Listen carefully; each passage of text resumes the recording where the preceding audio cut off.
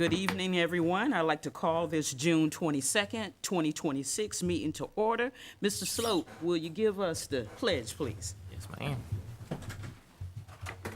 I pledge allegiance to the flag of the United States of America and to the republic for which it stands, one nation, under God, indivisible, with liberty and justice for all. All right, thank you, everyone. Mayor Lee is absent tonight, hence I am running in his place. All right, let's see. For those in attendance this evening, if you wish to speak during the public hearing or the citizen comment period, please sign up on the back, the papers there, and use the appropriate sign-in sheet in the back of the chambers. And then also, please be aware that you have 4 minutes to speak, and you'll be indicated by the lights there. Green, of course, means go, caution, and then red means stop. And when it's time to stop, please do. All right, let's see. Item 2 is the adoption of the meeting agenda. Is there a motion to approve the agenda? So moved. Is there a second? A second. Any discussion? No, not hearing any. All in favor of adopting the agenda, say aye. Aye.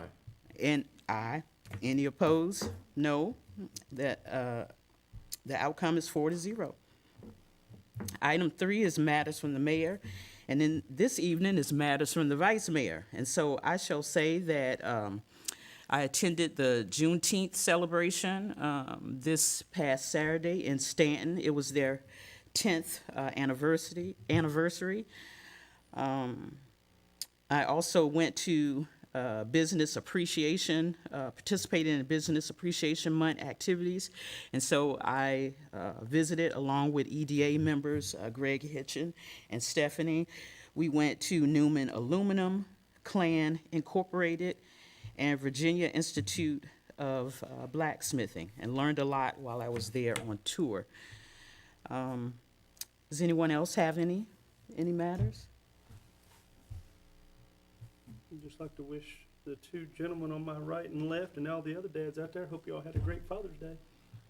Yeah, thank you. Yeah, thank you. Same to you. Great. So moving on. Item 5 is consideration of the consent agenda. Is there a motion to adopt the consent agenda? So moved. Is there a second? I'll second. Is there any discussion? All those in favor say aye. Aye. Any opposed? All right, 4-0. Have it, moving on. Item number 6 is to present a proclamation congratulating Registrar Lisa Jeffers on her retirement.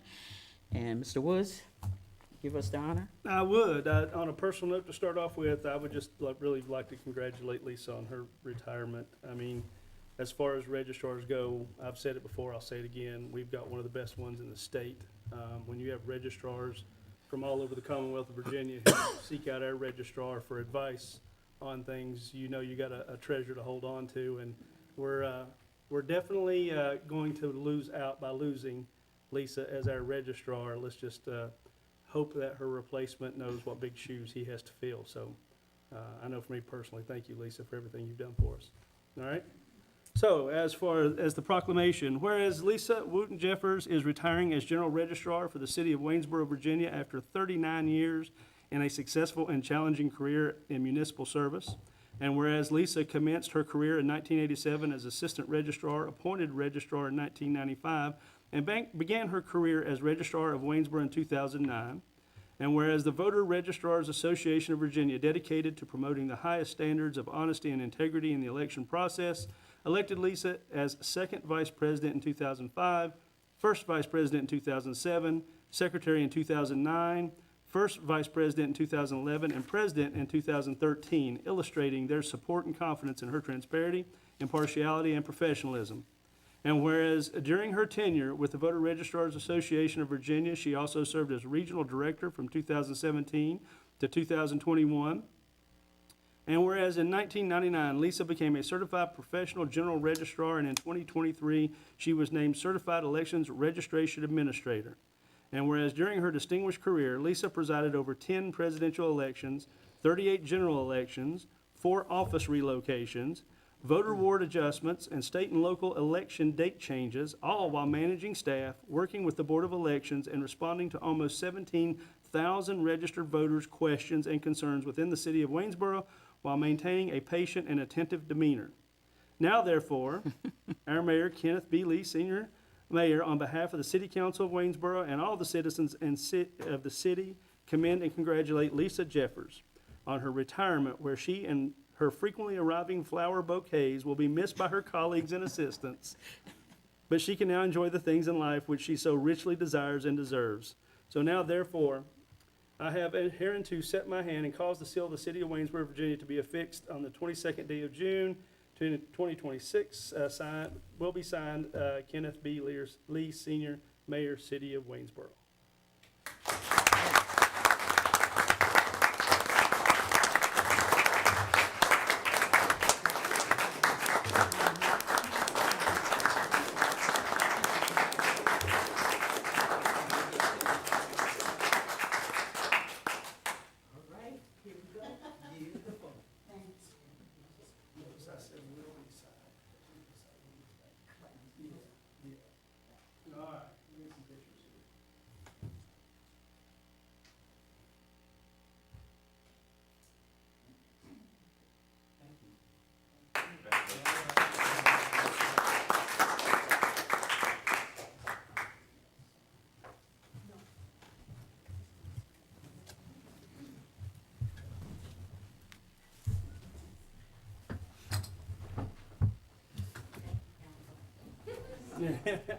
Lisa, do you want to say anything? Be careful what you ask for. Okay. I just said that because I know her husband's wife.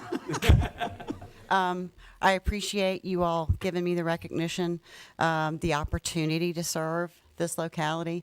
It's been an adventure in a lot of ways, and I'm ever grateful for the support staff, Mr. Hamp, Mr. Wood, Julia. We lean on them a lot for a lot of different things, and if you're ever in the opportunity to serve as an officer of election or volunteer, please do. It's a thankless job, just like what you're doing, but it's also rewarding. Thank you all. Thank you. Thank you, Lisa.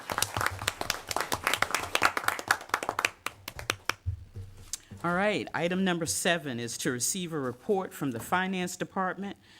I'd like to call on at this moment the Chief of Internal Services, Mr. Cameron McCormick, please. Madam Vice Mayor, in getting ready for the public hearings in the next couple of items, I noticed that a couple of the items in the finance report weren't quite ready. So I'm going to ask that we hold that and kick it to the next meeting, and I'll do both those items at the first meeting in July. Okay. So those are the 2 reports that you talked about here, third quarter finance report and small capital update? Yes, ma'am. Okay. So item 8, moving on, is to consider adopting a resolution of support for Federal Emergency Management Agency Building Resilient Infrastructure and Communities Grant. I'd like to call on City Manager, Mr. Mike Hamp. Yes, ma'am. The Federal Emergency Management Agency provides grant funding to communities to enable the mitigation of future disaster-related losses. The Public Works Department is seeking approval this evening to resubmit a Building Resilient Infrastructure and Communities Grant application through the Virginia Department of Emergency Management, VDEM, to FEMA to assist in the funding of the construction of a new Shenandoah Village Drive water pump station. The city previously submitted a BRIC grant application for this project in 2025, but the program was put on hold until recently and is now reopened for applications. So this evening, the council is asked to refresh or renew its support of the project application in the form of the resolution. A design of the new Shenandoah Village Drive water pump station is complete and the project is ready to bid for construction. The new Shenandoah Village Drive water pump station will replace an existing pump station which is undersized to meet the demand and is vulnerable to flooding. The current water pump station is a vault-style pump station and flooded during Tropical Storm Helene in the fall of 2024, which resulted in the pump station becoming inoperable for nearly 20 hours and disrupting the city's ability to provide safe drinking water. The BRIC application will be for $3.3 million to construct an above-ground pump station, which will mitigate future flooding risk. If awarded the grant, the city will have a fund match requirement of 25%, approximately $830,000, which can be funded through a combination of water fund, retained earnings, and debt reserve and loan funding. Happy to answer any questions you have. Anybody have any questions? Okay, there being none, so I just move on to make a motion to adopt the resolution. Yes, ma'am. Okay, so is there a motion to adopt the resolution as presented? So Okay, moved. okay, Mr. Short. Is there a second? Second. Mr. Sloat?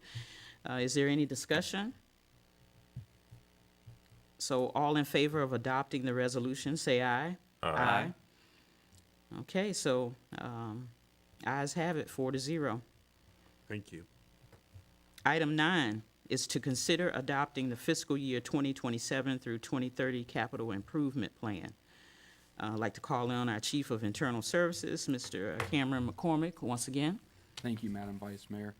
So the original city manager's recommended capital improvement plan was presented to council during a work session on April 6, 2026 as part of the larger city manager's recommended budget. We then did a more in-depth presentation on April 27th, 2026. The plan identifies projects and corresponding funding plans for fiscal year 2027, 2028, 2029, 2030, and there's also a section for unplanned, unfunded. So what we have tonight is kind of a three-part, and this presentation or this briefing is intended to overview all three of those.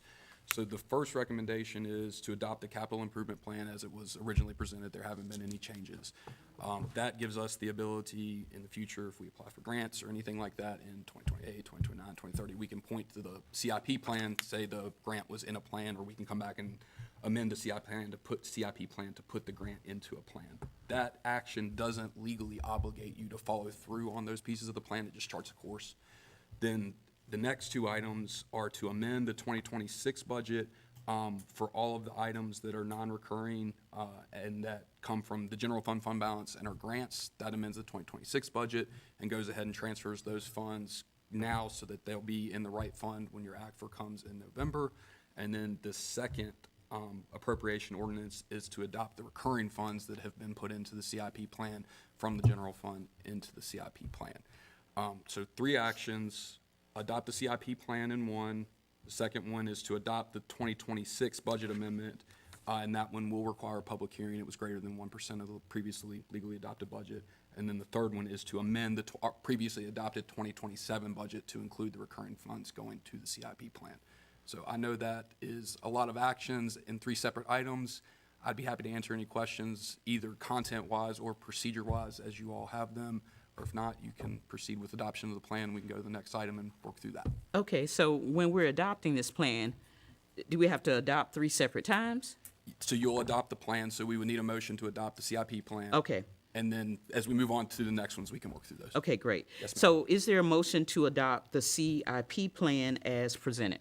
A cool question. Okay. First, if you don't mind. Go ahead. Vice Mayor. Cameron, included in the CIP or specifically for the Community Vitality Fund is a set aside annually of $200,000. The adopted city manager's budget that we adopted this fiscal year is $300,000.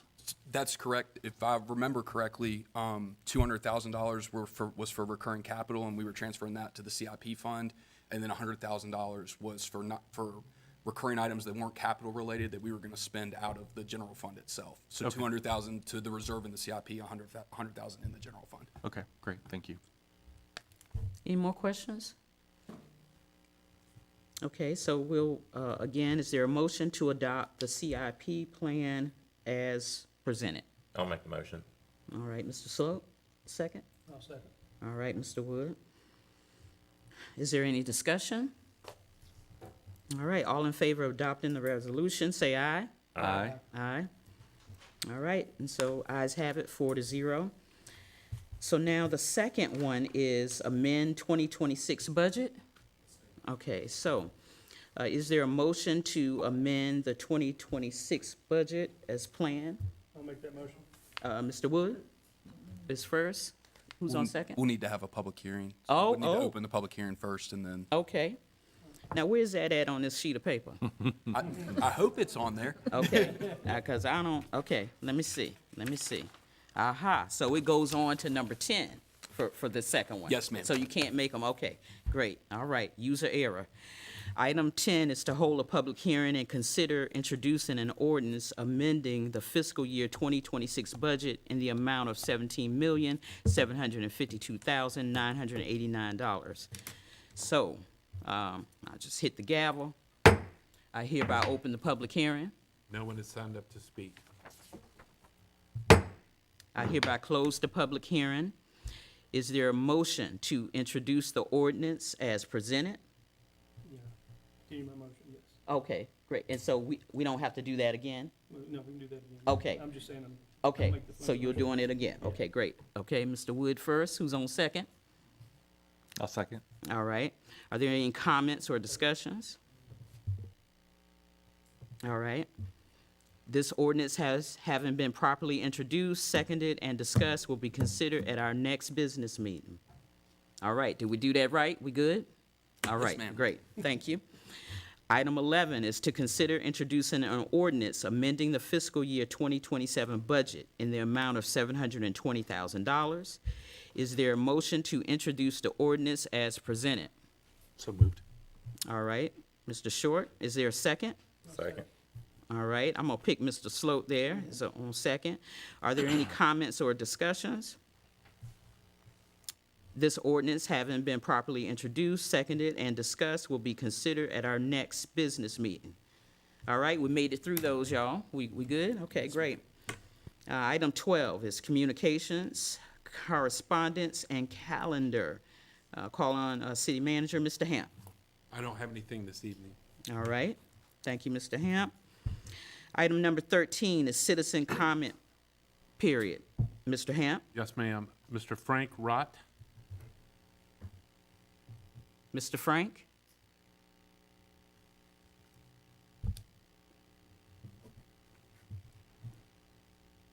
Okay.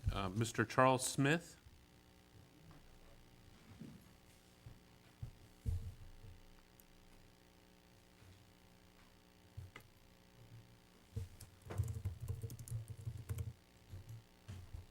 Members, my name is Charles Smith. I live with my wife Susan at 240 Booker Dale Road. Thank you, Frank, for pushing me to the first.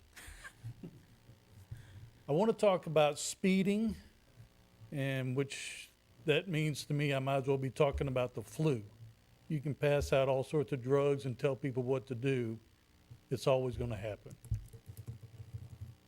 I'll be more specific and talk about speeding on Booker Dale Road, and even more specific about speeding past 240 Booker Dale Road.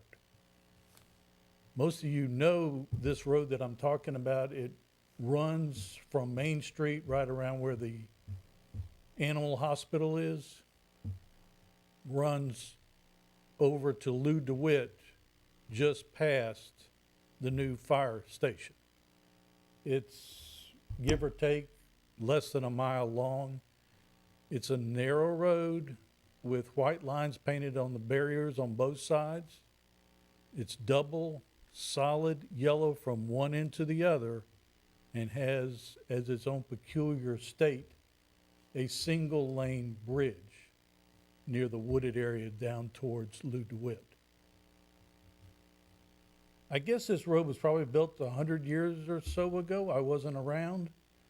But I do know that that single one-lane bridge is meant to slow down traffic. It's meant for back in a time when there was little traffic and when the traffic was slow enough. It's developed over the years now as a cut-through to avoid the development, if you will, of Lou DeWitt Boulevard. We have tractor trailers of all sorts and sizes coming down that road.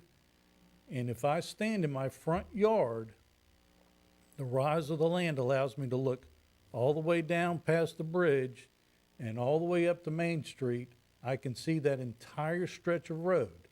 And unlike a lot of 25-mile-an-hour residential areas that have curves, cars parked on the side, whatever, to slow them down, this stretch of road allows anybody who wants to cut through to do so at absurd speeds. It's not the normal speeding of a residential area going 30 or 35. This is 45, 55, you name it. They know they can do it because there's no place for an officer to park his car and spot them. There's nothing to slow them down straight away. And like I said, from 240 Bookerdale, that's the top of the rise there, and I can see them coming down from either direction, going as fast as they want. There's nothing to stop them. So I'm just asking for the city to look into this. If it was minimal, I wouldn't care one way or the other. Who's not going to speed every now and then? But when people are obviously and intentionally, deliberately and repeatedly doing this day after day, I get a little tired. That's all. Thank you. Thank you. Eric Trinanovich. I assume I'll be here enough, you'll eventually know. Hello, my name's Eric Trinovich. I live on High Point Court. At the last city council meeting, Mr. Sloat shared a message regarding the school budget. While he provided helpful figures comparing spending per student and budget percentages across Waynesboro, Stanton, and Augusta County, I believe the broader implications of the data were overlooked. While I do not have children, I believe the school system is an important measuring stick of any community, and I would like to offer additional stats on why maintaining our investment in education is critical and why so many parents are deeply concerned by the current budgetary direction. Looking at just high schools, data from usnews.com states there are 335 public high schools in Virginia. Waynesboro ranks on average 296. The 5 schools in Augusta County have an average of 165, and Stanton ranks 108. These disparities are further reflected in Waynesboro's SOL scores. We are 23 points behind Stanton, 33 points behind Augusta in math, 17 below the state average. 35 points behind Stanton, 34 points behind Augusta, and 28 points below the state average in science. In reading, all 3 localities are about the same. This marginal lead in a single subject should not mask the overall trend of underperformance. If basic literacy is our only benchmark for success, we are failing the students. According to the Virginia Department of Education, all 6 schools in Waynesboro are currently designated as either off track or in need of intensive support. The Waynesboro High School being off track. Stanton is distinguished, as are 4 of the 5 Augusta County high schools. This data is not just a collection of numbers, it is a reflection of our community's standing. We are lagging behind all the neighboring schools, a reality that directly impacts our ability to grow younger as a city. Mr. Sloat also stated that school enrollment has not matched our 15% population growth over the last decade. I would argue this is a symbol of our struggling schools rather than a justification for reallocating funds. The trend suggests we are struggling to attract and retain families. Residents can easily access this data online, and many choose to move elsewhere or seek alternative educational options. I personally know families who have moved specifically to provide their children with better secondary education. While these scores may not be the responsibility of the City Council, any reduction in funding at this critical juncture would be a significant step backwards. Mr. Sloat also noted significant negative public feedback on this matter. In fact, there were kids in here telling you how it will impact their high school experience. The community is clearly expressing its opposition to this reallocation. It would appear to me that the parents prioritize education and the support of their educators over funding increases for the Waynesboro PD. It is concerning that the burden of budget constraints consistently falls upon our schools, our teachers, and our children. This is a matter of public priority. The citizens of this town who provide the tax revenue for all these public departments are clearly telling you no. I urge the city council to listen to the voices of the community and maintain the necessary investment in our education system. Thank you. Thank you. No one else has signed up to speak. Okay, so do I have a motion to adjourn? So moved. Write down, I just got, it was just a suggestion in reference to what he was speaking of in terms of the, Hold on for a moment, sorry. What did you say? It's up to you. Okay, so you want to speak? Can you please come to the podium? Thank you, sir.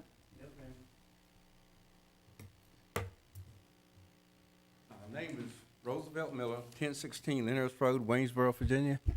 And I was listening to the young man back here speaking in reference to the speeding. Would cameras or speed bumps help in that situation? It's just a question. We don't answer questions. Oh, okay. Sorry, I'm just, Let's put it this way. It's a suggestion. okay, I'm good. thank you, Okay. thank you. So do I have a motion to adjourn? So moved. Second? Second. All those in favor say aye. Aye. All right, we are adjourned 4-0. Thank you.